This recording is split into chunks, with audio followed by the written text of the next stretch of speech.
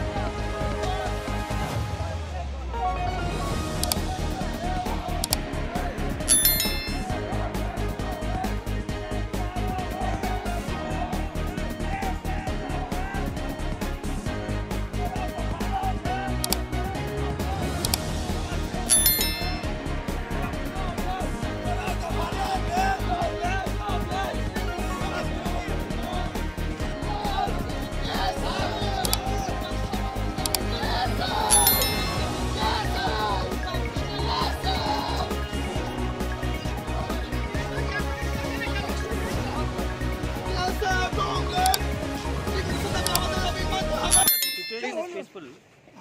Sir अभी यहाँ पर क्या हुआ था? कुछ नहीं, situation is peaceful. We are monitoring the situation 24/7. Everything is under control. Sir वैसे कितने स्टूडेंट लेके जा रहा है सर अभी? नहीं नहीं ये सर बोल के जाइए ना। ব্যুরো রিপোর্ট চ্যানেল বিবর্তন।